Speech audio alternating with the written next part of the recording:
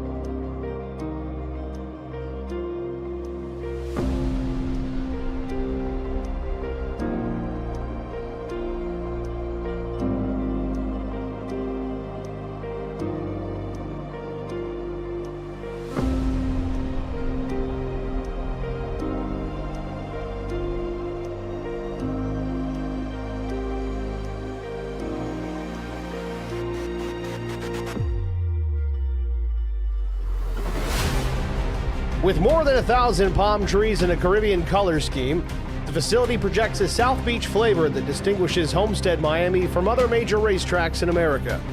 It took a while longer to get the right combination for the racing surface. In its first iteration, the track had 4 separate, low-banked corners, reminiscent of a mini Indianapolis. That configuration failed to promote good racing, and it unfortunately also provided bad crash angles. Widening the aprons failed to correct either of these problems. A major reconfiguration of the track during the summer of '97 brought a more conventional layout, sweeping 180-degree corners at either end of the oval, close but still no cigar. But the most recent work on the track, during which the track assumed variable banking, up to 20 degrees in the corners, flattening to 3 degrees on the straightaways, has done the trick. Everyone agrees that Homestead-Miami, the beauty is now more than skin deep. Tonight, it's race number 8. The IROC Challenge Series, and it's next on Track Limits Network.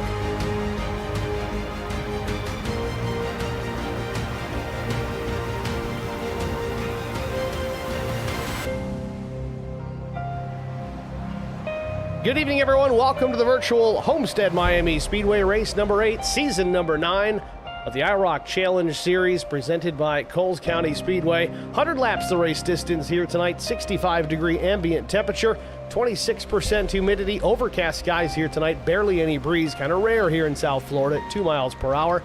Track temperature matching the air at 65 degrees Fahrenheit, nice and cool, handling not likely to become an issue here this evening. Drivers working with a full fuel load, 100% on board, 3 sets of tires available over the wall, so 4 sets to work with over the course of 100 laps, not likely to see any major tire strategies in that effort. 1 fast repair available if needed, and 3 attempts at a green-white checkered finish. Let's just hope we don't have to worry too much about that, but they're there if we need them. Practice just about wrapped up. In fact, practice and qualifying already in the books. Warm-up session just about wrapped up here with just about 30 seconds remaining in that. Best times to this point, we'll take a quick peek at them here. The 28 of Daniel Dow fastest, the 60 of Pettit, then Bentz, Brandon Mefford, and Mears the top 5. You can see those times from top to bottom. 32, 69 the fastest, and a 73, a 75, a 78, and an 82 Very, very tight times here in the top 5, even top 6, 7 further down the line. If you look at it, 32.69 the top time, the slowest a 33.95. That's a pretty close field, folks. I know we won't have a ton of drivers out here tonight, but bound to be a great race, so stay tuned for it as we're going to get to it here momentarily. Warm-up session, black and red flags drop, so that will close things out. We'll get to our starting grid here in just a moment.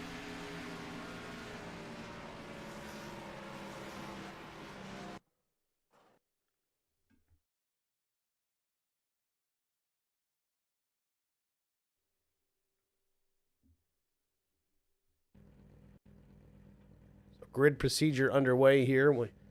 Everybody's starting to line up on the starting grid here. So with that, we only got one lap of caution before we go green. We'll take a look at that starting grid right now. And who's on the pole with a lap time of 32.587 seconds? It's the 57 of Chuck Sweeting. Outside, front row from Charity Motorsports, it's the 83 of Brandon Mefford. Missed it by almost a tenth and a half. This shows you the pace that Sweeting had here in qualifying here tonight. Row number 2, it's Brian McCann in the 3, Chris Mefford in the 46. Row 3, Daniel Dow and Garrett Johnston.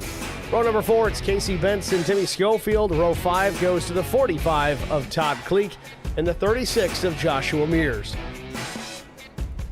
Starting in the 11 spots, the 77 of Zachary Kleek with Adam Benefield in the 9, starting 12th. 13th starter is Neil Quick in the 2. Adam Pettit from Rev'd Racing, the 60 machine, starts 14th. Steve Durbin in the 42 starts 15th. Doug Wysocki 16th. 17th starter be Mike Koch. Still working on that one. Matt Kopp will start 18th. And series director, the 75 of Chris Wally, shotgun on the field starting from the 19th spot.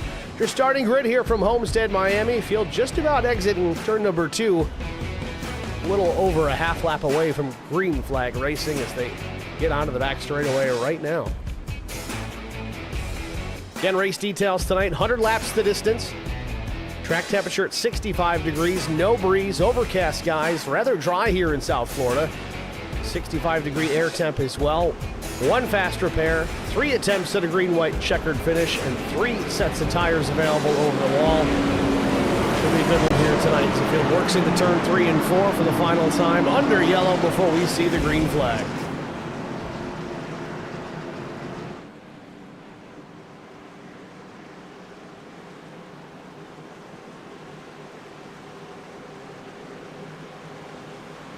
Pace car makes the hard left into pit lane. Green flag. And there it is, green flag in the air. And we are underway from South Beach.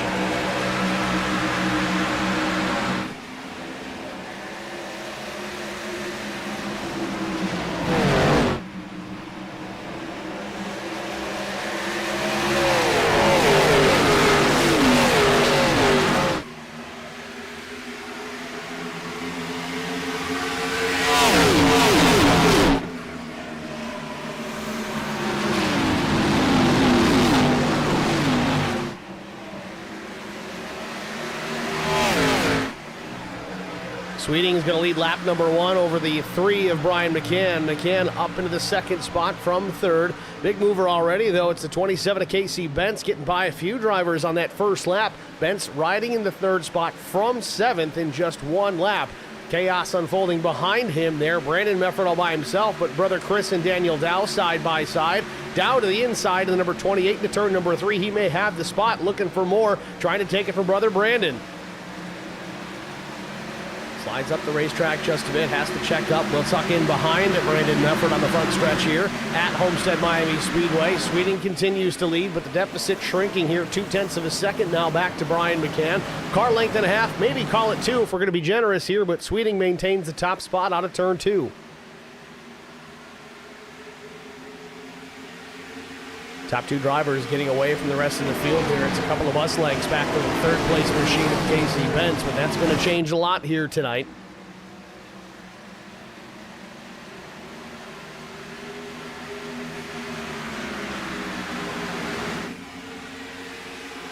Brian McCann just inches off the outside wall on entrance to the corner. You're going to see a big-time run out of the 3 here. We'll see if he can use that run down the straightaway to reel in the 57 of Chuck Sweeting.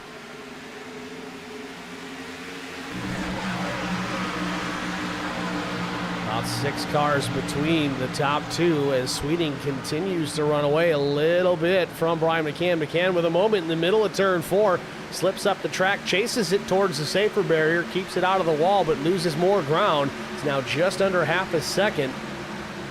McCann's pretty smart here, though. I think he's just going to take care of his stuff. Again, we talked in the open here about how tires not going to be as important, just due to the fact that they've got 4 sets overall to work with. So 3 sets over the wall, 1 set on the car. Over the course of 100 laps, do the math, 25 laps a set, maybe even less, depending on how they play that strategy.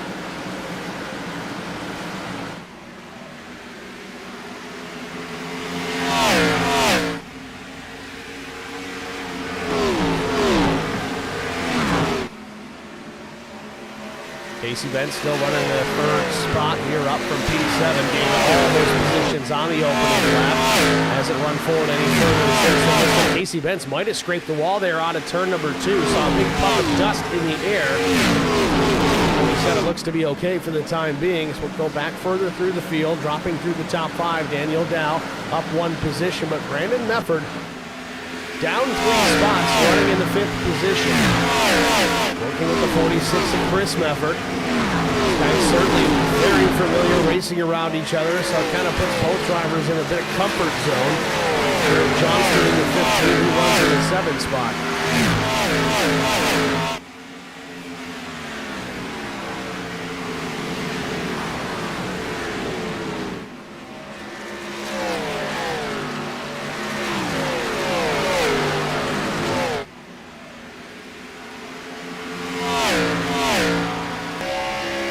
On board with Chris Mefford. He's in a bit of a battle right now with Garrett Johnston. Johnston in the 15. Looks to the inside here. Mefford, though, again, using that top lane, should have a bit of a run. Down the backstretch, you see, pulls the 15 just a bit. It's going to force Johnston to get in behind and maybe make another go at it here. Mefford back to the top yet again. Oh, in the fence. Mefford's in the wall just a bit. Scrapes the right side. The safer barrier breaks his momentum enough. Gives the spot to Garrett Johnston. It's the chances you take to be fast. I mean, the top lane is where a lot of these guys want to run. Again, it's a little bit longer distance around the racetrack for you newbies out there that don't necessarily get why.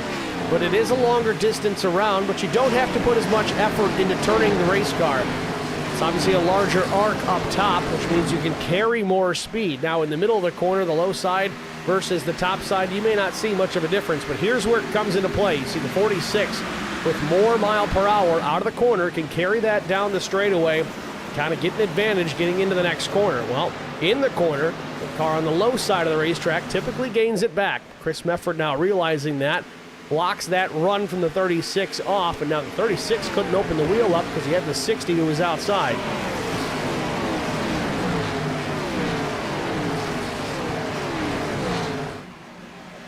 Ten laps in, Chuck Sweeting still out in front of Brian McCann. Dow runs 3rd, then it's Benson Brandon Mefford. Chris Mefford, we're watching right now, he runs 7th as Johnston took over the 6th position not that long ago, but Adam Pettit in the 60 machine, the black and yellow Ford there in the middle of your screen alongside the 36 of Josh Mears. They are battling for position. That would be for the 8th spot.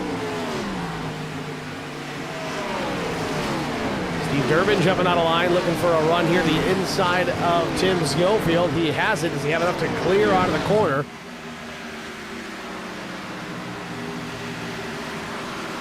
Schofield using that same technique. Work the outside, carry the run down the straightaway.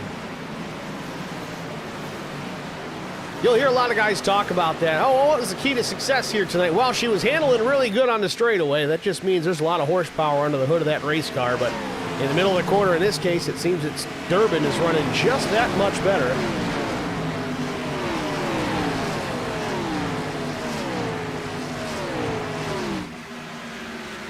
We got trouble in the chat with the hands in the air. I don't know. I need more information.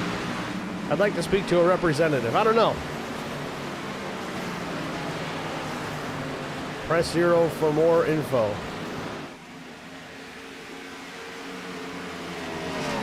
Still looking at the backside of the top 10 here. Steve Durbin, Zachary Cleek now battling. The 77 of Cleek to the outside.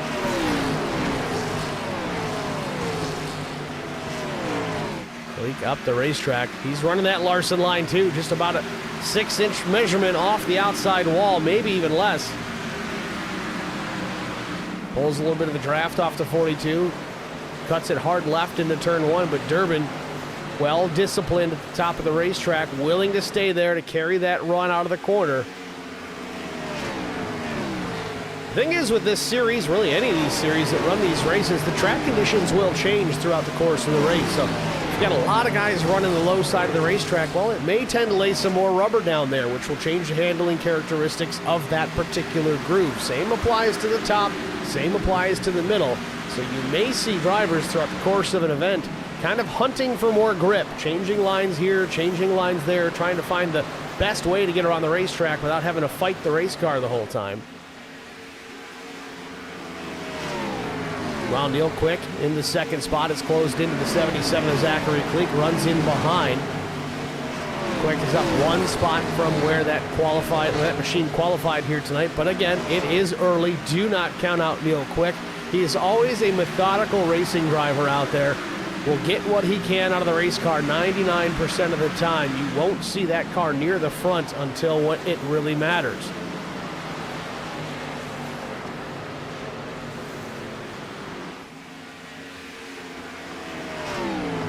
Checking on Chris Wally in the 75 machine, that white and black Camaro. Sorry, a white and pink Camaro. Wally started dead last. It's up 5 spots.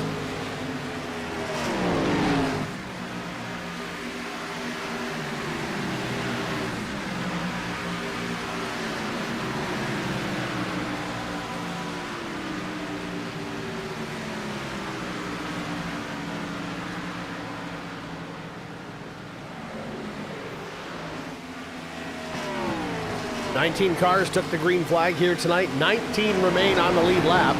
Matt Kopp, last car on the lead lap in the 19th position, showing about 15 seconds behind race leader Chuck Sweeting. Let's call it just under half a lap, given that Sweeting's last time by at 33.78. Cut it in half. Well, you get it.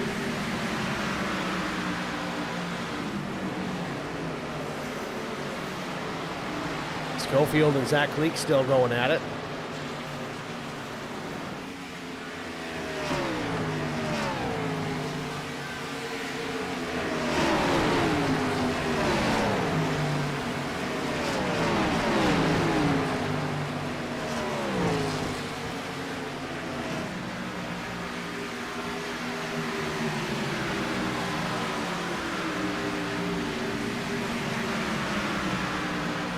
Nineteen laps in here. I would anticipate a comp caution here about lap 25. Didn't get a chance to talk to the race officials pre-race, but an early comp caution I would expect. We have seen that quite a bit here this season. So if you see one come out without a wreck or tire smoke, that is why.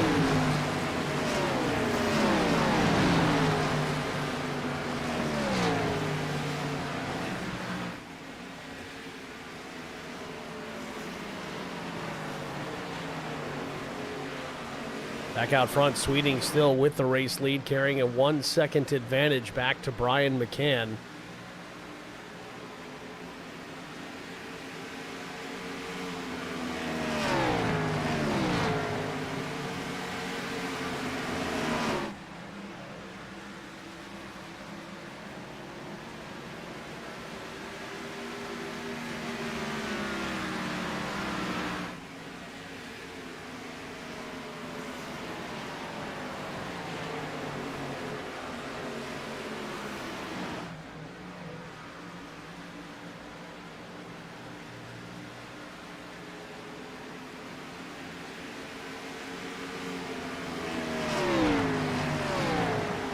Interestingly enough, Brian McCann not credited with a race win yet this season. At least from what I'm looking at here in some data, that could be corrected there. But as I can see, it does not appear that that is the case. Which is honestly a bit of a rarity here, especially in IROC. Brian was quite dominant in this series for many seasons. certainly hasn't lost much as he's continuing to run in the second spot. Started third.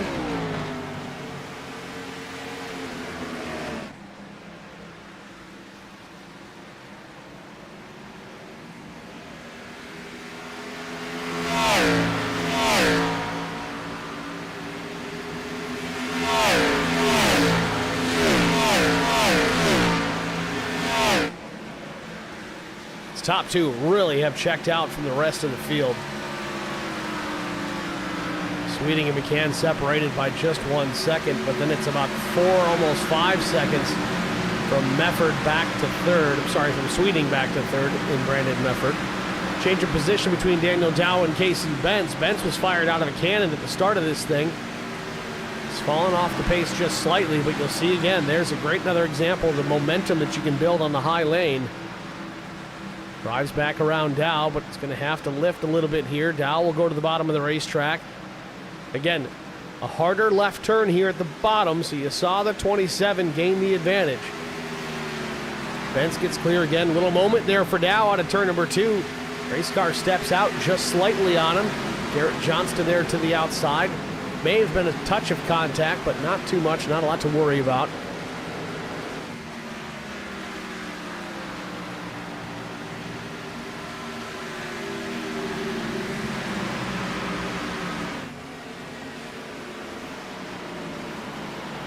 Now Dow battling with Garrett Johnston as Bentz maintains that 4th spot. Probably happy to see these two going at it. Will allow the 27 to continue to race the racetrack here. Maybe get some distance between these guys. Real quick, about to lose the spot here. Chris Mefford jumping to the inside.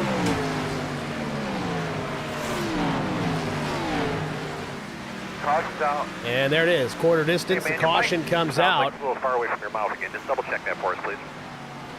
Competition caution here from Homestead-Miami Speedway. Quarter distance already in the books. Give these drivers an opportunity to check the tire wear, make some decisions. Do they want to go 2 tires? Do they want to go 4? Do they want to just throw some fuel in it and continue on? I don't anticipate that. About 2 seconds, a little less than 2 seconds of tire fall off on this run. Fastest lap for the race leader was a 32.74. That was, of course, very early on. His last lap, a 34.26. So do the math on that one. Trouble in the chat says, hoping I'm watching the right race. Well, help us out. There's multiple ways to watch. This is the IROC Challenge Series. Who are you looking to watch for? Because I'll make sure they're in the field here. I'll double check on that. There is 2 streams up for this. You can watch it here at Track Limits Network, or you can also watch it at IROC TV. We do multicast for that, so you can see it on both platforms. That, of course, comes at the request of the league, and we're happy to do it for them. But let us know who you're looking for. Maybe you're watching the right race, and if you're not, well, just stick around. It should be good.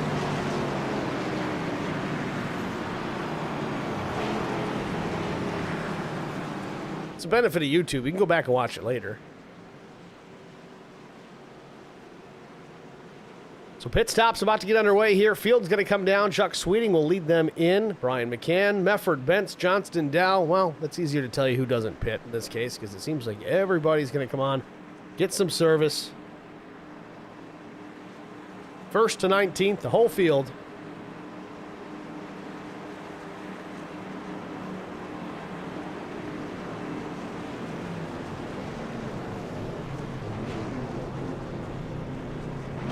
Sweeting in the box clean, right side tires going on. Sunoco race fuel going in. Going to top this thing wide, full as it can go. Crew around to the left side. 4 tire change for Chuck Sweeting. Tire change complete. Jack on the ground. He's out first. Beats Brian McCann. It was a close race. Not super, but close enough to make it fun. Everybody getting 4 tires up and down pit road.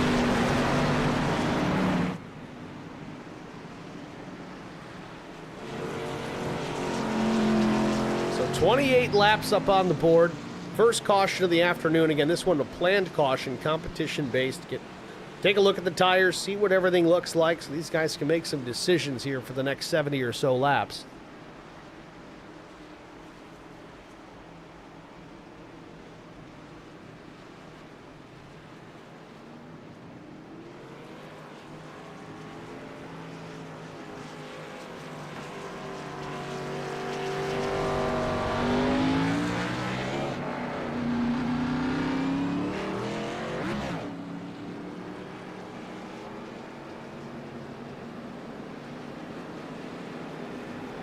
So we talked about this a bit.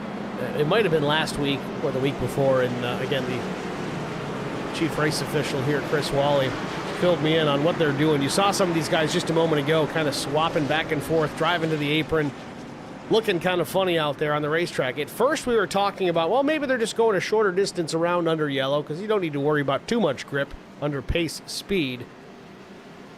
But that wasn't the case. These guys do operate very similar to NASCAR rules. Of course, Chris Wally, a NASCAR official in real life. But they do a choose rule. So these drivers all have an opportunity to pick the high side of the racetrack or the low side of the racetrack for the restart. And I think the indicator for which lane you're going to take, just as an example, if you want to go on the low side, you drive the car way down to the bottom of the racetrack to let everybody know your intentions. So that's why you guys see that at the end of these cautions. Sweeting opted for the bottom lane. Interesting choice. He's going to have to nail this restart. He does have that advantage as the leader. But here we go. We're going to give it a go yet again. Sweeting the control car here into the restart zone. Fires on the gas. Gets away clean. Can change lanes across the start finish. He's done just that. Carries the lead by a car length, maybe two, into turn number one.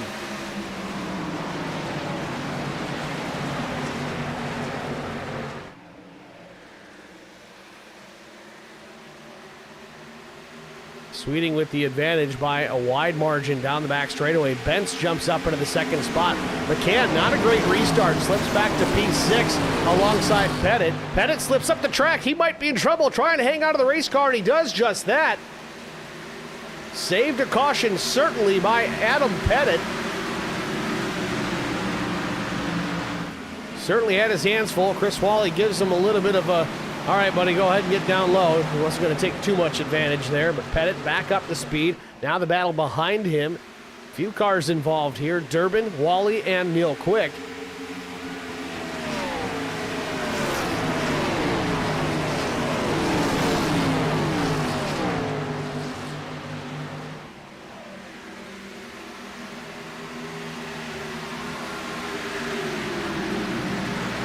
Meanwhile, Brandon Mefford has now gotten up into that second position around Casey Bentz. Bentz now third. McCann back to fourth alongside Garrett Johnston, trying to complete that pass on the 15. They're out of turn number two. Good battle behind them as well. Josh Mears and Daniel Dow going at it.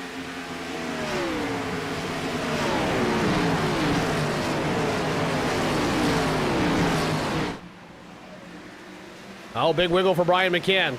Car gets loose in the middle of turn four, has to ship it up the racetrack just a bit. Don't think he lifted much, if at all, because now he's got the run into turn one on Casey Bentz. Bentz had the outside lane, too. Don't know if he had a handling issue out of turn four as well as McCann, but either way, Brian there on the bottom of the racetrack, off turn number two's got the spot. Garrett Johnston now going to try and take advantage as he had a nose alongside Casey Bentz, has to tuck in behind. Four cars in a line here into turn number three. It's Brandon Mefford, McCann, Bentz, and Johnston, all for position here at Homestead-Miami. Second, third, fourth, and fifth. What's it look like from the race leader, Chuck Sweeting? Well, he's just making laps. We'll look out the rear view mirror, or in this case, the rear bumper. That's the rest of the pack. 1.75 seconds behind him. At 190 miles an hour, it's just short of a football field every time you say 1/1000. Yeah, they're moving.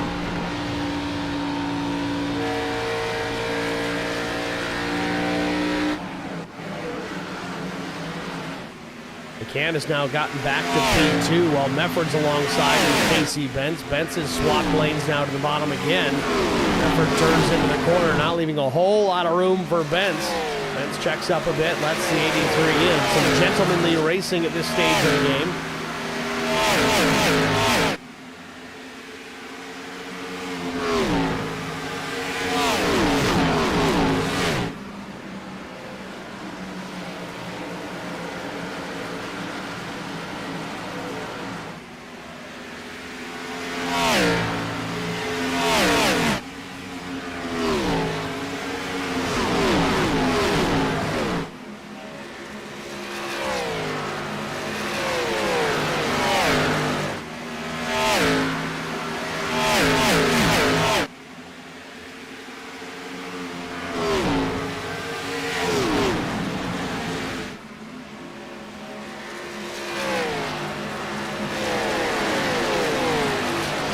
starting to settle down just a bit. Still some battles out there, but certainly nowhere near as aggressive as we had this last restart about 12 laps ago. Interesting, Josh Mears really maintaining that high side. Seems to be trying to work that line in just a bit. You see the back of that race car stepping out on him a bit out of turn number 2. That's not necessarily a bad thing. And again, for those of you who are new at this, that's what you would call a loose condition. You guys finished up watching the 24 Hours of Daytona this past weekend. They might call it oversteer. You may not hear a whole lot of the European drivers calling it loose and tight. It's oversteer, understeer. But to explain it a little clearer to those that might not be in the know, if it's tight, you see the crash. If it's loose, you don't. Translation: if it's tight, it doesn't want to turn and you drive into the fence. If it's loose, it wants to turn a little too much and you back it into the fence. Problem is, you got to find that fine line. A lot of drivers, it's all based on what their preference is. As Mears jumps to the bottom, had that big run, didn't want to lift on Dow.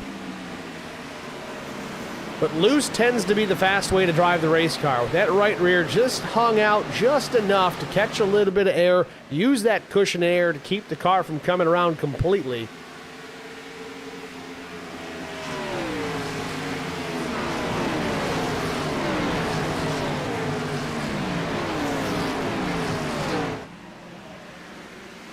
We'll go on board here with Daniel Dow, the driver's eye camera. Again, this camera built into the helmet itself. It's only just a couple of inches above the driver's eye, again, built into the helmet.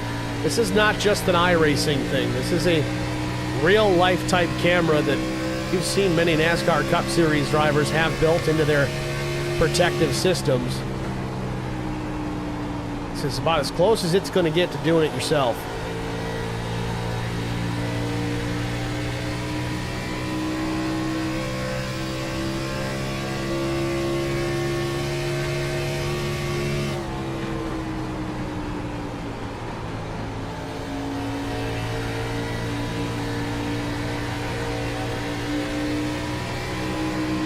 There it is. Real loose condition for Mears out of turn 2. Car stepped out. Now Mears is going to drop to the bottom of the racetrack. You will see that happen. The guys are having handling problems. They're going to try those different lanes based on how much rubber's been laid down.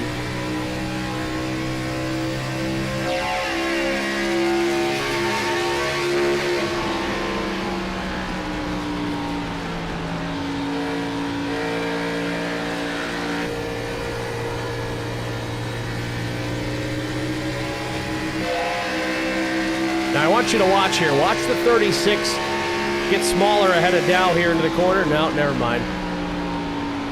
Just when you think you have a plan.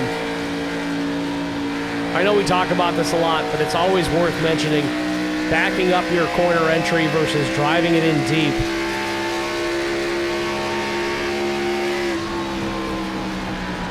That's driving it in deep. Both drivers really did the same. Dow went a little further. But backing up your entry, you might understand it. You might not. As real loose goes, Mears gets into the fence but keeps it going. He's really doing all he can to stay ahead of Dow. But backing up your entry means a little bit earlier lifting on the throttle, which you'll see in many cases the trailing driver will catch the lead driver much faster on corner entry, but that allows the driver that lifted sooner to get back on the gas sooner. It's another way to have some momentum out of the corner. It's also a great way to try and defend that driver working the high line.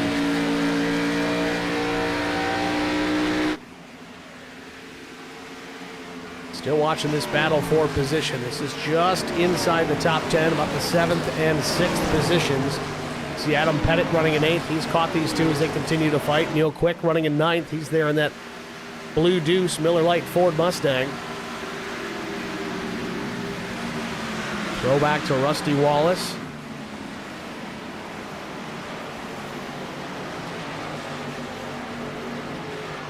Meanwhile, Chuck Sweeting, he must really enjoy this place because he's out to a 2 seconds plus advantage over Brian McCann as we approach the halfway point of this race.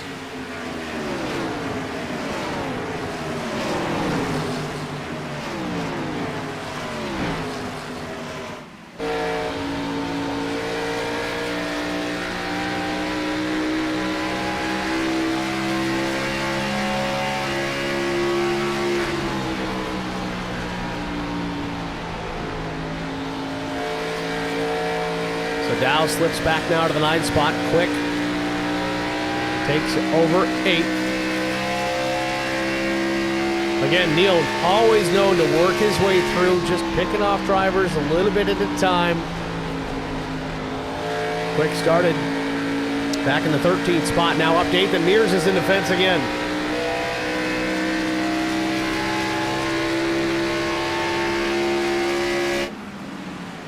Josh Mears, trouble out of turn number 2. Pancakes the right side of the race car this time. No caution or anything, doesn't wreck the race car, but certainly not helping things. May have sustained some suspension damage, and there he is, rear end of the car stepping out again. That is the dilemma.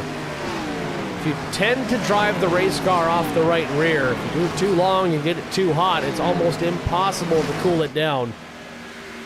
Hotter it gets, the slicker it gets.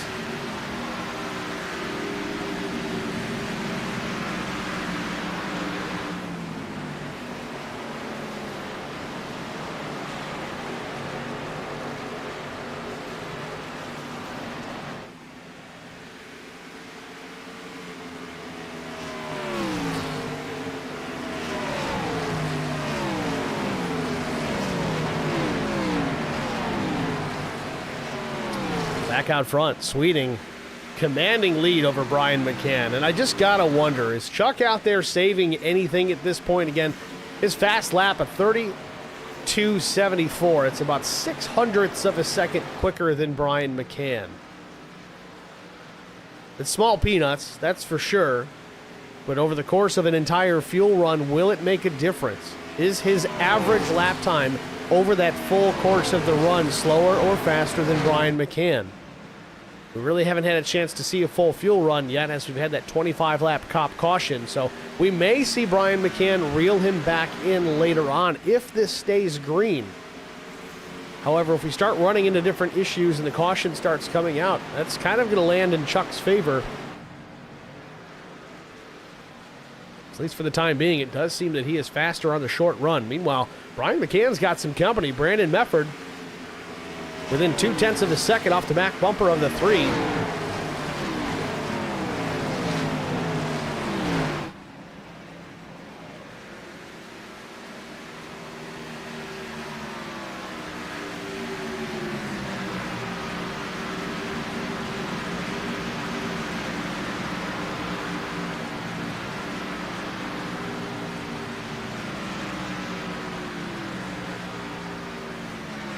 .51 laps go up on the board. We are just past halfway from Homestead-Miami Speedway. We're going to take a short break, a Track Limits Network side-by-side break, so you won't miss a moment of the action. Stay with us. We'll be right back. I met Marcos Garza when we were doing radiothons for St. Jude Children's Research Hospital. We needed sponsors to help us raise money, and he's always the first one to jump in. I would describe Marcos and his team as upstanding, someone you can trust, and he is just a genuine guy. Marcos has been very generous. He has a genuine concern for people. You need somebody that cares about you. And that's what Marcos is, and that's pretty much what this firm is. The Garza Law Firm. Let us help.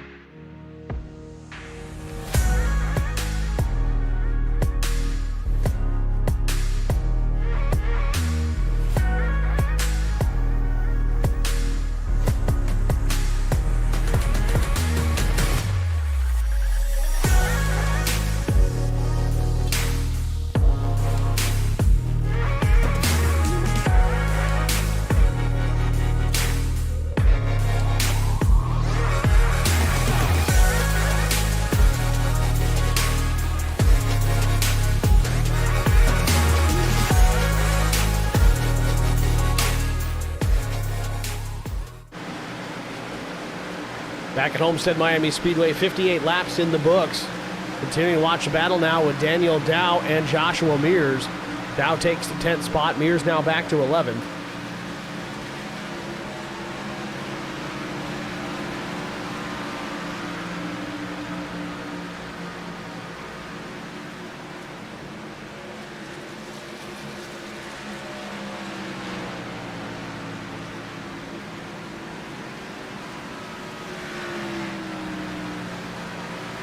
Chris Mefford joining the mix. Mefford still shown in 12th. Drivers last had an opportunity to pit lap 27 during the comp caution. No one has come down pit lane for fuel and or tires yet since then. As we talked about prior to the break, Chuck Sweeting still in command of this race, but Brian McCann late in this run, starting to chip away at that advantage. It was about 2 seconds plus prior to the break. He's picked up a couple of tenths since then. He's now down to about 1 3/4 seconds. Last lap for Sweeting. So 34.53. McCann was a full tenth faster.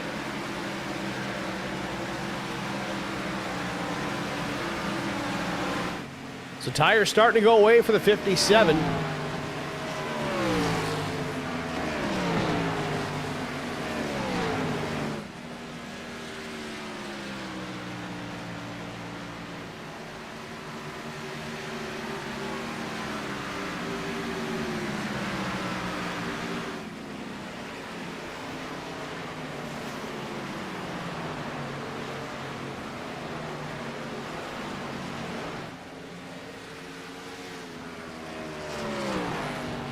Matt Kopp going to go down a lap here, Sweeting clearing him. Now Chris Wally makes his trip to pit lane.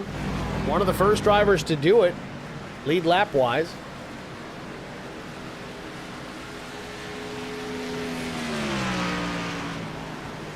Four tires and fuel for Chris Wally. He'll drop the jack and head back out. Certainly going to lose a lap here, but that'll cycle back through, provided we don't get a caution in the middle of a pit cycle.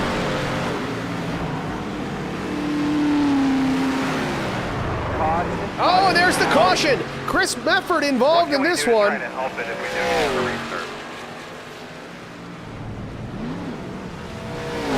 This seemed to have happened on the straightaway, but that's going to trap Chris Wally a lap down. And Matt Kopp will get the lucky dog because he was ahead of Wally at the time of the caution. So the 75 is going to get stuck. He's going to be trapped a lap down here. Tough break for Chris Wally.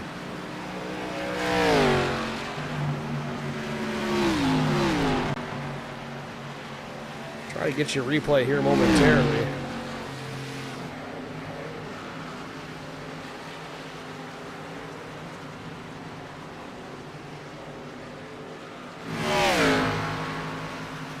It appears this might have been with Mefford and Josh Mears. Let's get a look. Here it is. Mears and Dow going at it. Oh, Mefford gets into the 36. Shoots him up the track, gets into Mears. This can be a big hit. Man, that reminds me of Carl Edwards' crash years ago in the season finale. Except that was a restart, I believe. But there you have it. That was the wreck. Now everybody's going to come down and pit here. They were just about getting ready for green flag stops. Chris Wally's the only one that didn't get there for the yellow flag stop, so we'll see how he cycles through. We know Kopp will get a lap back. I don't know if Chris will. The field in pit lane.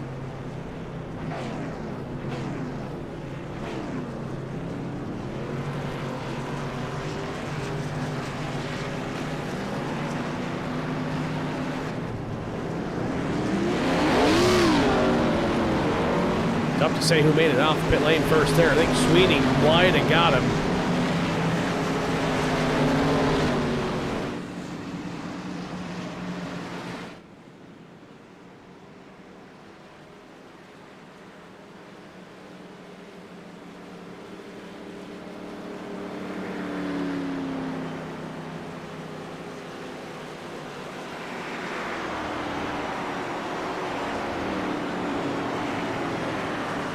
64 laps go up on the board. It'll be Sweeting, McCann, Brandon Mefford, Garrett Johnston, Adam Pettit, the top 5.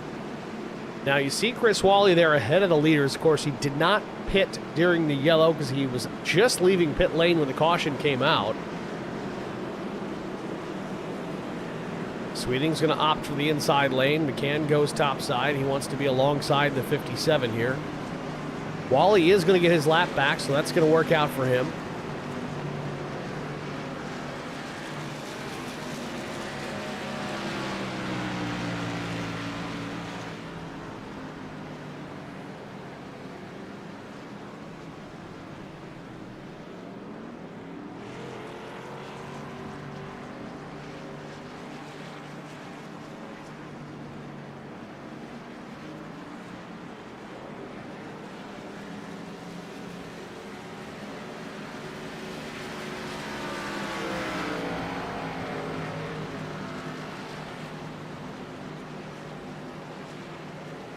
I want to remind everybody, if you're watching, click that thumbs up in the stream. Give us that like. We do appreciate that.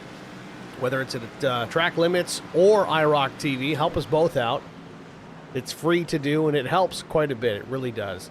Gets fresh eyeballs on what's going on, whether it's the channels or the leagues themselves. Also, hit that subscribe button. I know here at Track Limits, we're really pushing to try and get 1,000 subscribers this year, so we're getting close.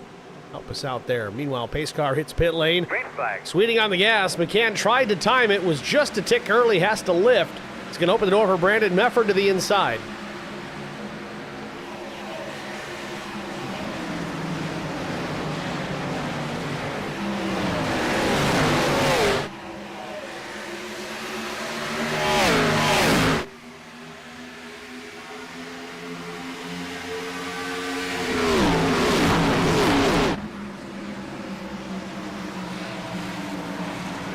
Sweeting takes full advantage.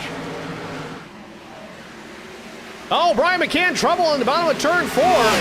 Don't know what happened there. There's another driver spinning in pit lane. That's Doug Wysocki. Doug Wysocki spins down into pit lane, and again, Brian McCann may have had something to do with this. He is up to, oh, and Mears goes around. We got more trouble. Schofield's in a wreck. Still no caution. Man, I don't know what is going on. Again, always these fresh tires, they do become a little hard to handle early on in the run because they're not quite up to temperature. The pressures aren't where they need to be. That could have something to do with this, but let's get another look at it here. We'll go full speed here. This is the restart just a moment ago. Watch the 3 of Brian McCann. We'll stick with him. Didn't get as good of a restart as he had planned. Tried to time it with Chuck Sweeting. Had to lift, which opened the door for Brandon Mefford. Mefford comes up, pushes the 3 up the track, gets him crossed up. He's trying to chase it, tank slap a bit. Here comes Casey Mears to the outside. Casey Bentz to the outside. Slams the door. McCann's in the middle there. So McCann might be, yeah, he stays in the middle. What happens? Does this have anything to do with Wysocki spinning down pit lane? Oh, yeah, just loses it a bit. Neil Quick goes around to the outside. No, it didn't really have anything to do with Wysocki's incident. Then we'll watch the Josh Mears problem here just a moment ago as well. This was like a half lap later. Still with McCann. Schofield got loose ahead of him.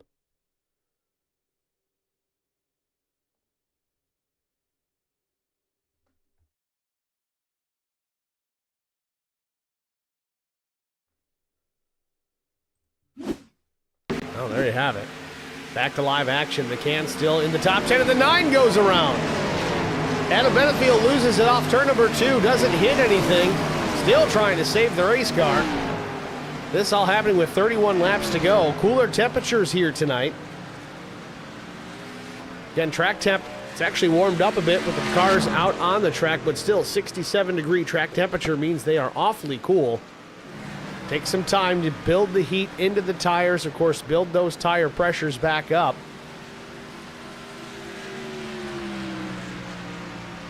Adam Benefield having trouble. Check on the race leaders again. Sweeting still now ahead of second place Garrett Johnston. 1.1 seconds the advantage.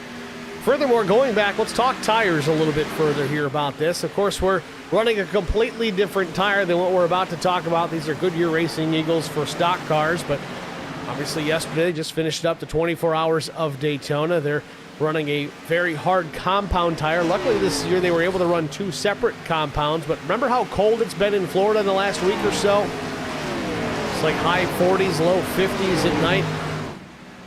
The road course at Daytona is roughly 3.5 miles, and these drivers were having to go 4 to 5 laps tiptoeing around the course before they had enough temperature and pressure in those tires before they could really go out there and push the race car. It was like driving on ice. It's very similar here in these cars. It's not quite 4 or 5 laps, but you do need to build some temperature, do need to build pressure before they really come in.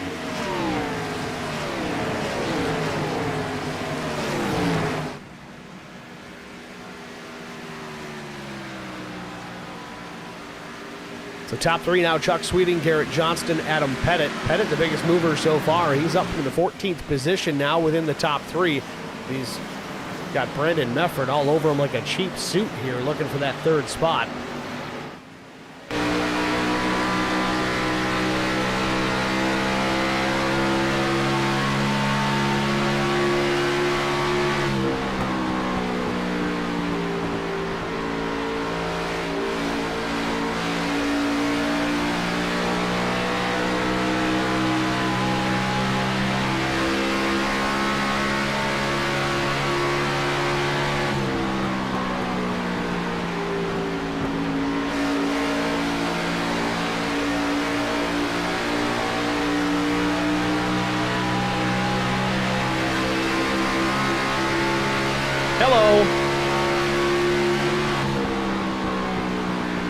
Mefford wants to get by the 60. I think Brandon is just a tick faster than the 60 right now. In fact, last lap they were within 1/100th of a second of each other. I think if Mefford were able to get by, could possibly start to drive away from Pettit.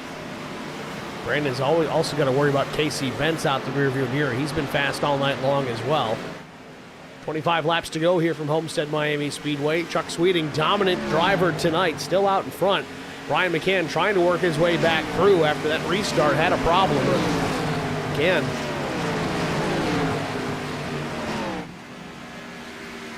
running back in the 8th spot still.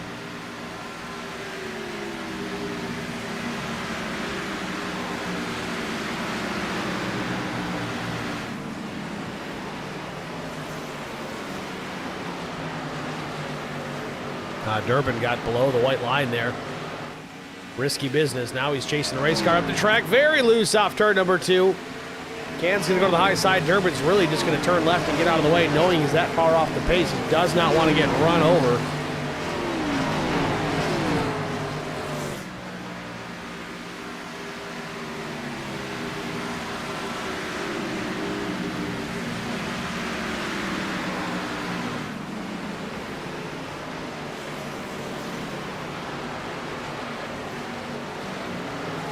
Taking a look at lap times again here between our top 2. Sweeting, of course, has been the dominant car all night long, but Garrett Johnston, now that he's got a little bit of clean air, he's running at just a tick faster than Sweeting. It was about 300ths faster the last lap, and here's Sweeting out of turn 4. We'll check the lap times again here as they cross the stripe.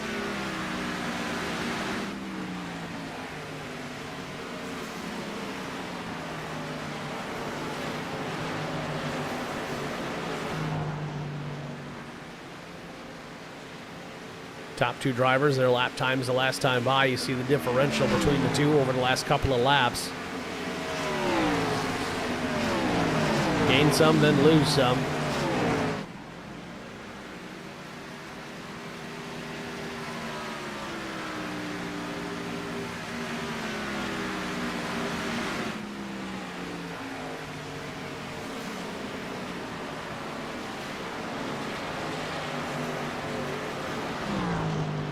Doing some math here, it's going to be close on fuel for a lot of these guys, I think. Again, I don't know exactly what the fuel window was for these drivers on that full fuel load. But they made a pit stop. It was like, I think, lap 27, and then the caution came out at 60-ish. They were able to pit at 63.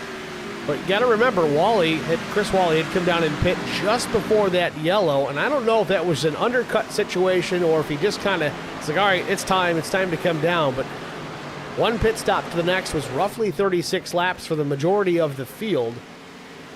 From the restart to the final lap here is about 37 laps. So I'm going to venture a guess that they can make it.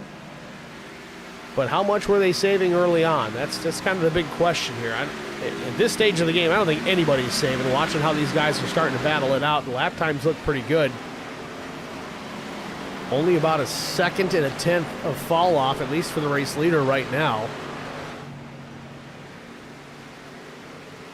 And pit stops came at lap 63. We're on lap 81 right now.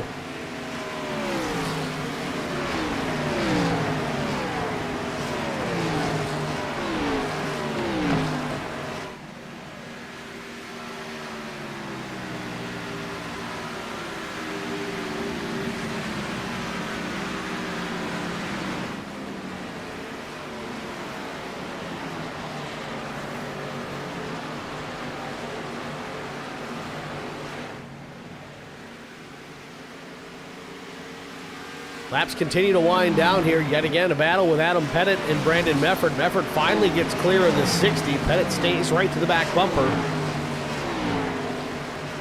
Now, the thing is, again, for the newbies that might be watching here, the 60 machine tucks up right behind the 83.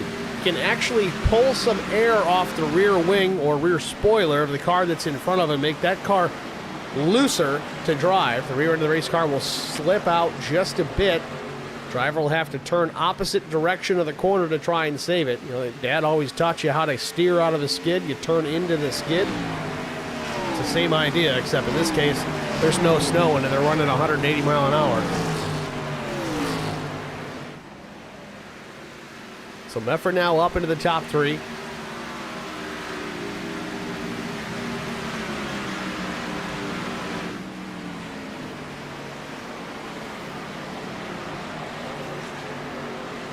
Wanted to follow up again here. We noticed in the midsection of this race that had a pretty long green flag run that Brian McCann started to run down Chuck Sweeting. It was a little bit here, a little bit there, but we're starting to see the same now with Garrett Johnston. Last lap for Johnston was about a tenth and a half faster than the race leader.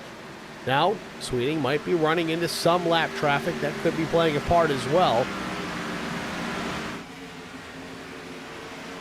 15 laps to go, though. We'll keep an eye on those lap times. It's still faster for Johnston, but now only a half tenth.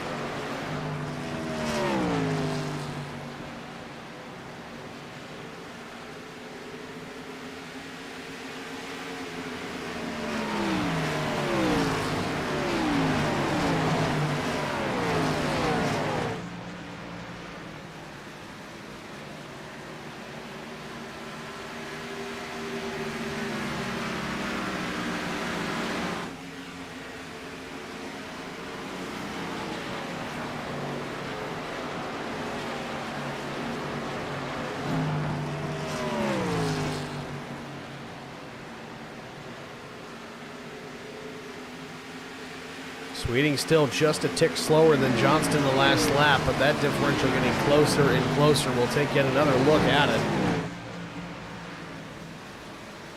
Johnston is quicker, but now Sweeting going to reel down Joshua Mears. Mears running in the 16th spot. Last car on the lead lap for now. Remember, Mears had an issue after the restart. Johnston with a mistake there on that last lap, losing about a half tenth now.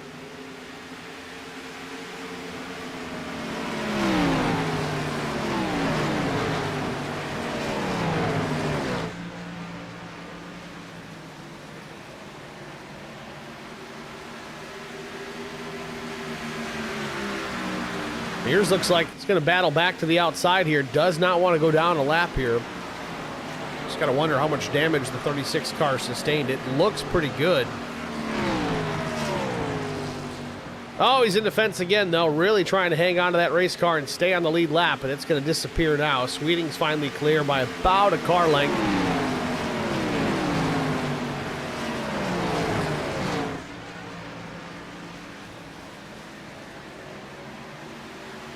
Garrett Johnston also losing ground still, so the deficit remains 1.2 seconds back to the 15 machine with 11 laps to go. Picks it up that time, but I think it's too little too late. He's going to need to really pick up about a tenth and a half every lap just to get there before this one is over.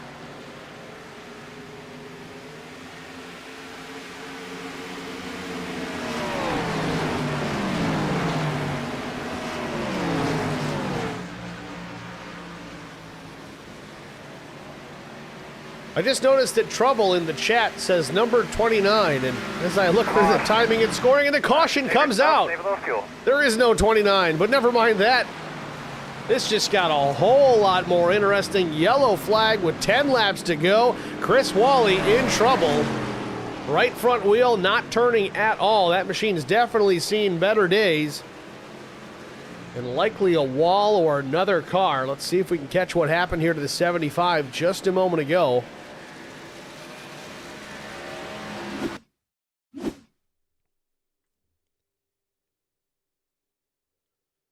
Don't think there was any contact with the 12 of Schofield. I think Chris was really just trying to make sure he didn't get into the 12, overcorrected, put it in the fence. That's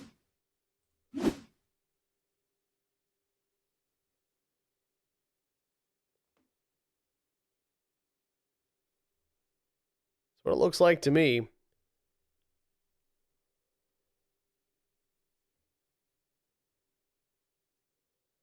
Go on Tim Schofield's machine here. Watch this again.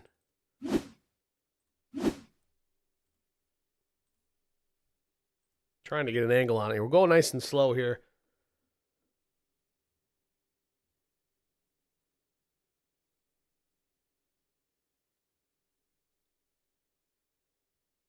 Bang. Tough night for Chris Wally. Pit road is open, and here come the leaders. Everybody's going to try and come down here. There's enough laps left that you can't stay out, especially if you're out in front here. I mean, you could, but it's not going to result in a good night if you do. So Wally stays out here. I think he ended up losing a lap. Josh Mears as well. Right side tires for Sweeting. Does he go with 2? Does he gamble? Nope. Going to stick with 4 tires. Going to rely on his own pace. Johnston down and away, but no, Sweeting's going to get out first. Interesting, Steve Durbin did stay out on the racetrack. I don't like that, personally.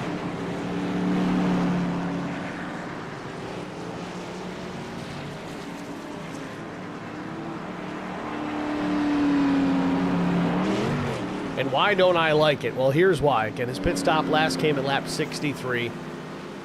His best lap of the night was maybe a 33.10. Old tires, you're looking at a 1.5 seconds of fall off. Now, Chuck Sweeting is going to be out there on brand new tires. His best lap is a 32.74, but here it is. Durbin may have just stayed out to pick up that lap lead, so I can't fault him for that. Glad that was the decision-making process, just because on the restart, it's very difficult to get the power down. You run a big risk of spinning the tires on that restart, and then you bottle up the rest of the field, and then we get caution after caution after caution. Certainly nothing against Steve. Staying on the track, picked up a lap lead, I believe, and he's going to come down and get these tires now. There's really not a huge disadvantage to this. He's not supposed to pit in this instance, but the penalty, I believe, is just go to the tail or the end of the lead lap cars, which is only 16 currently on the lead lap, I believe. So it's not a huge deficit. He's going to have fresh tires as well, so still has a good opportunity to pick up some more spots before this one's over.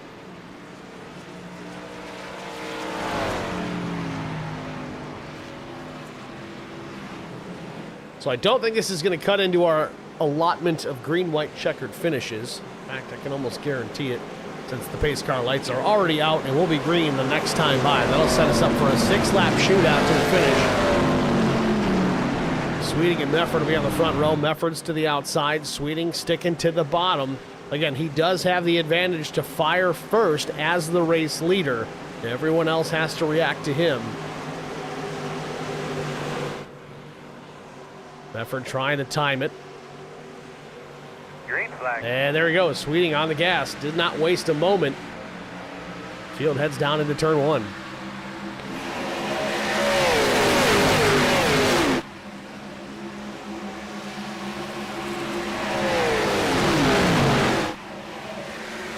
Casey Bentz up in the fence there, a little slow through the corner. Everybody gets through for now.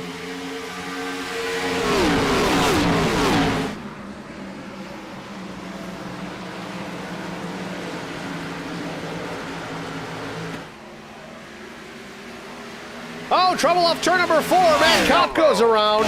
Yellow. Oh, major impact to the inside wall. Todd Kleek got a piece of this as well. Doesn't look like too much. Nowhere near as much as Matt Kopp, but hard impact for the 20/50. Still got to get that number fixed on the door. So let's get a look at it here. Caution is out, and I don't know. This might put us in overtime. We'll see. Take a look at it. Yeah, so Kopp gets up the racetrack into the wall, scrapes the wall for a bit, trying to stay out, but finally peels himself off. Doors the 42 of Durbin, and then chain reaction. Kleek gets into him. Josh Mears gets into the Kleek. Kopp's going to pound the inside wall hard. That is a monster hit. Again, I say this more than I'd really like to. Really glad that this is a sim and not real life, because that one would have hurt.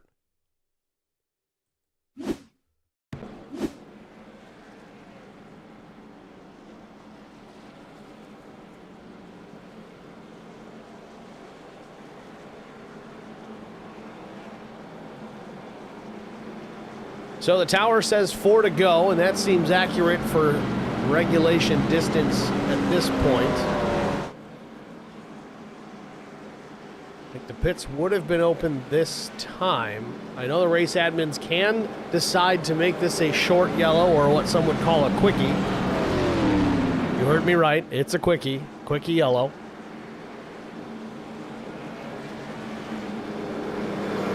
But I think we'll get another restart in before we really start tapping into the green-white checkers.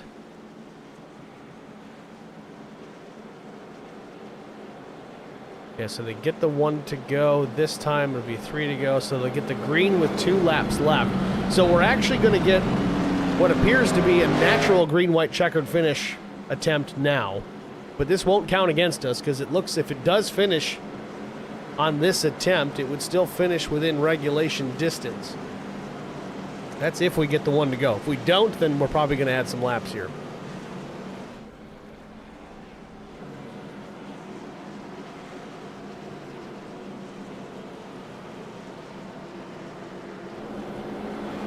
And here's the choose. Sweeting's going to take the bottom, and there's the 1 to go. So yeah, 3 laps remain here at Homestead-Miami Speedway. So set us up for a green-white checkered finish. Again, this is a legitimate green-white checkered finish within regulation, a natural GWC as we like to call them.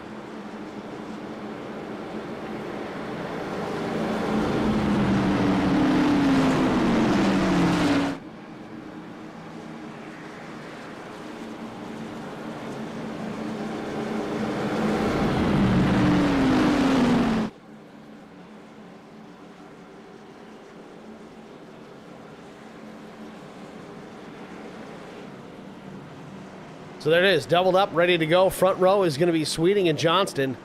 Again, I don't think anybody in the top 15 made a pit stop this caution, so we're all still on equal footing.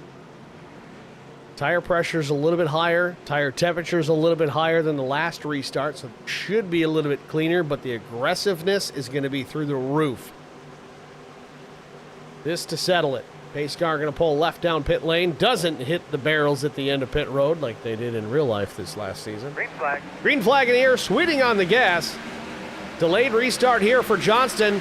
And Brian McCann taking a look to the outside. Will they make it 3 wide into 1? No, McCann keeps it top side. The 2 lower cars side by side. They bang doors, and Brandon Mefford's going to go around.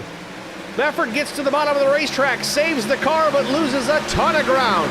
Meanwhile, back out front, Sweeting with a half-second advantage now over Brian McCann. And McCann's like, hey, remember me?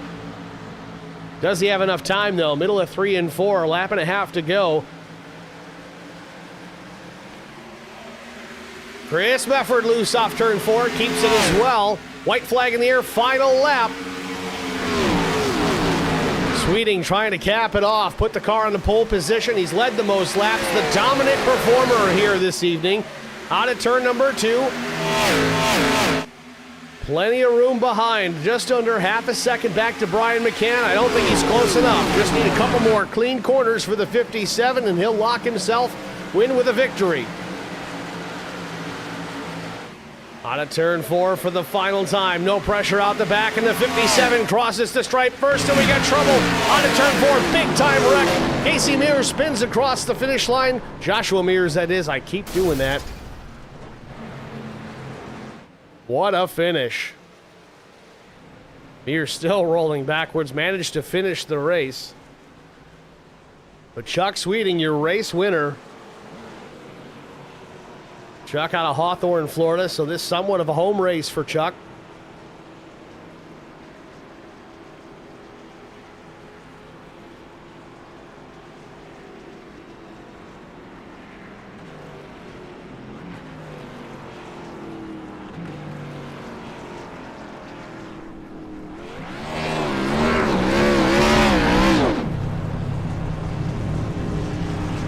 '46 and Chris Mefford still sits idle on the front stretch, and Sweeting just says, you know what, I'll just park it. So that's going to be it. We're going to step aside, get a short break out of the way. We'll have our top 3 finishers up in the booth after this. Stay with us. We'll be right back.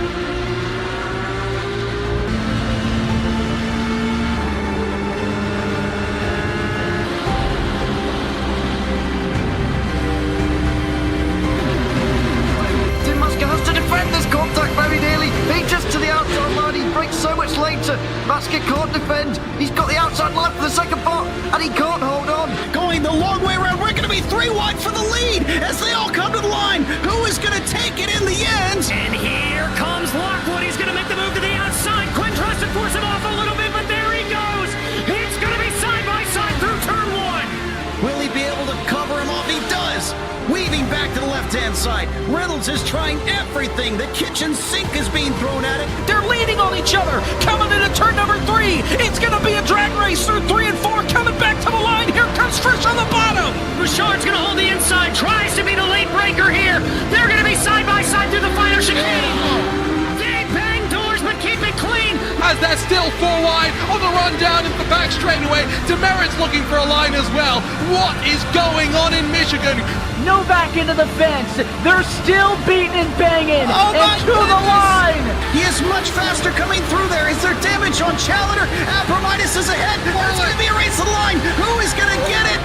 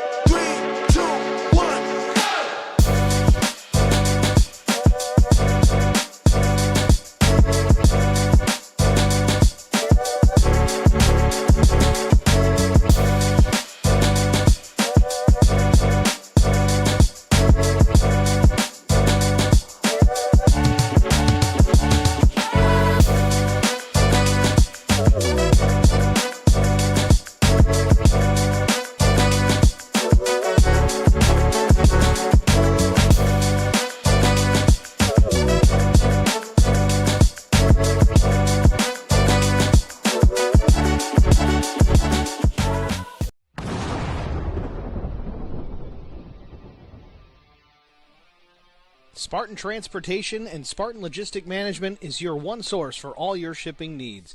53-foot dry van shipments, auto transport shipments, full-service in-house brokerage, drop-lot facilities, just-in-time deliveries to all auto manufacturers, facilities in St. Louis, Missouri, Kansas City, Missouri, and Indianapolis, Indiana. Spartan Logistics, LLC, proud sponsor of the IROC Series, Kyle Steffens, UMP Modified and Silver Crown Driver, and Gordy Gundaker, World of Outlaws Late Model. Visit us at spartan-logistics.net or find us on Facebook. How much signal I need to cut across 8 lane? None? I turn now. Good luck, everybody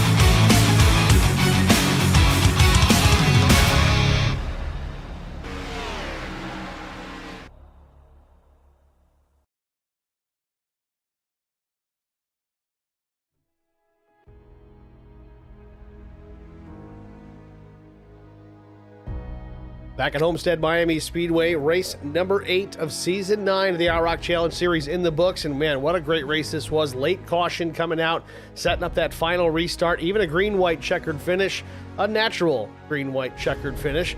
Chuck Sweeting taking home the top honors here from pole position. Won the pole, led the most laps, won the race. What a run for the 57. Let's get a word with him, pull him up into the broadcast booth. Chuck, it's Steve with Track Limits. You got us? Hey, Steve, how's it going? It's going good, Chuck. Win number 2 on the season here. You parked the 57 in victory lane here at Homestead, and man, a dominant performance. As we said, put that car on pole. I'm sure you led the most laps and held off all the challengers here to drive this thing to victory at the end of this. Walk us through this race. What makes you so good here?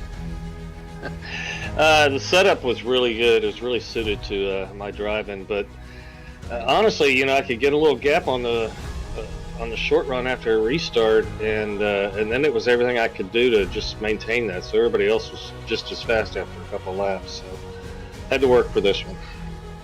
Lane choice seemed to have a lot to do with it. Obviously on the restarts, you took the bottom, I think, just about every time, but seemed the top lane was the place to be to defend. Was that kind of how you saw it, or was it able to do that just top and bottom didn't seem to matter for you? I'm always comfortable at the bottom on this track, and you know, I see a lot of guys make the top and the middle work, and you can do that. It just doesn't suit me for some reason, so I'm just kind of a bottom feeder here. I don't mind running up by the wall if I have to, at, you know, Darlington or wherever, but it just works for me here for some reason. Well, strong run and, of course, a victory here tonight. Job done, well earned. We look forward to Nashville next week. How do you feel about your chances there to round out the season in this car? I like Nashville. It's a fun track. It's a little bit different in size. I know it looks kind of like all the cookie cutter tracks, but it's a little bit smaller, a little bit tighter, different surface. It's a challenge, but it should be a lot of fun. These guys are really good, clean, fast racers, so it should be a fun race. Well, Chuck, again, job well done. Congratulations, man. Good luck next week. And is there anyone you want to shout out to before I let you get out of here? Just thanks to Steve, all the admins for all the work they do, and thanks to the fans for tuning in, and we'll see y'all next week. All right, Chuck, thanks for talking to us, man. Congrats. Thank you. It's Chuck Sweeting, your race winner here at Homestead-Miami Speedway. We're going to pull Brian McCann, the driver of the 3, up in the booth. Started third, finished second. Tough night for Brian McCann. Again, we talked about how he's been very successful in this series over the years, but a second-place finish, and it was certainly well-earned. He had a lot of work to do to get there, had some struggles, but we got him up here in the booth. Brian, it's Steve with Track Limits. You got me? I do. Brian, congrats. Second-place run. I know that's not what you wanted. It never is. For you, it's win or nothing. But walk us through that restart around. I think it was lap 63. Didn't quite get the jump that you were looking for. Then you lost some ground, and then you almost wrecked the thing. But what was going on your end there? What happened? I was pretty close. I had a couple more almost wrecked the thing. So it was my right foot was just. I guess I scooted my seat up too far this race. So I'm gonna have to go a little bit easier on that right foot next time. But other than that, just struggling to, not mess up on my own. I think most of my mistakes were my own, so we'll have to reevaluate and come back next week, I guess. Speaking of next week, running Nashville, what are your opinions on that place in this car? I know as we got into this car this season, you had to kind of readjust to it, but how do you feel about your chances of picking up a win next week? I like the track, I like the car, so get back into driving a little bit. I'll try to put some practice laps in. And then, I feel pretty good about it. All right, Brian. Well, thanks for talking to us, man. Good run. Who do you want to thank before I let you go? Yeah, my family, you for doing the broadcast, league admin, Wally, and everybody else who helps them, sponsors, drivers showing up tonight and racing, amazing race, and everybody watching. Thank you. All right, Brian. Well, thanks for talking to us, dude. Good luck next week. It's Brian McCann, your second-place finisher here at Homestead-Miami Speedway. Next, we're going to talk to the driver who finished third, the 15 of Garrett Johnston. Pull him up into the broadcast booth here in a moment. And Garrett seemed very fast tonight. Just watching him turn laps around this place, he had pace. I think he had something for Chuck Sweeting if he could have got there, but let's give it a chance here. We'll talk to him. Garrett, it's Steve in the booth. You got me? Yes, sir, I do. You don't seem real thrilled about third place just based on the tone of voice, but walk us through your race, man. You certainly had pace out there. Started sixth, finished third. Certainly wasn't a terrible evening.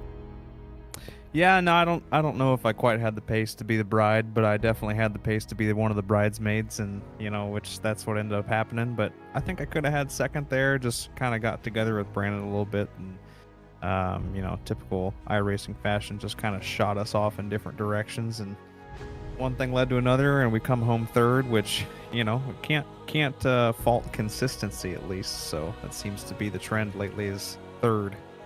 Well, you're certainly up here in the booth after the race talking to us, so there's certainly nothing wrong with that. But as always, you're a racer at heart. You want to fish higher than that third place, higher than that second place, maybe pick up a win.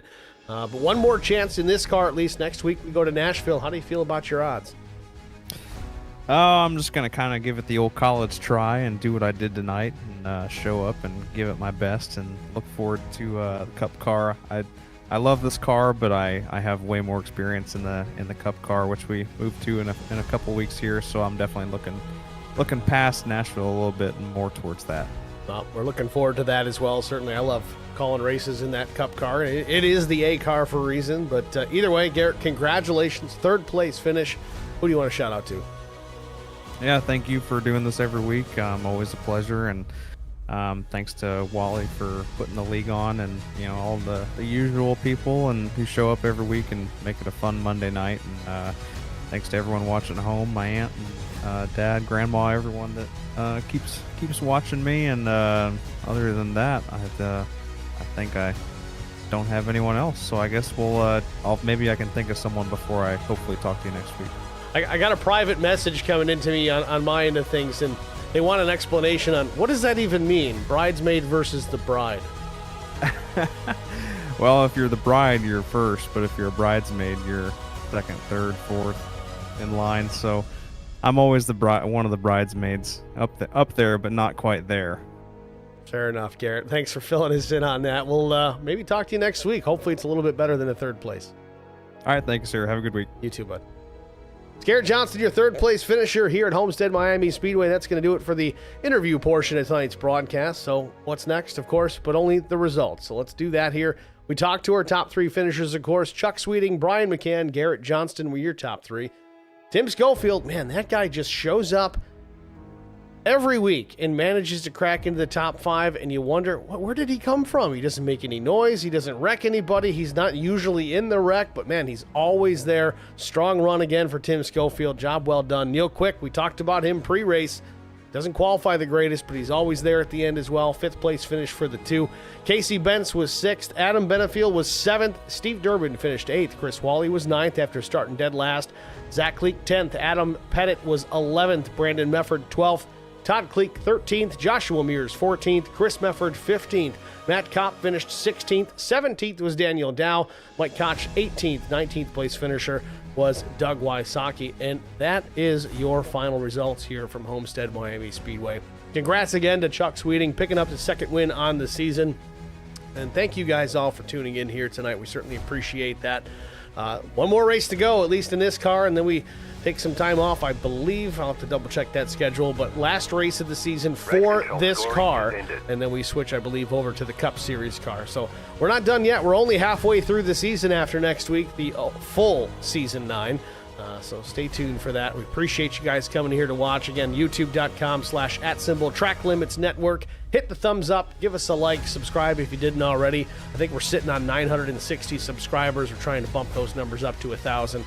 That's a magic number. That is a great number to be at. Of course, we want to be even higher than that. But if we can get there by the end of March, I'd be a happy camper. Help us out. Spread the word, guys. Thanks for watching again. We'll see you at the next one. Have a good night.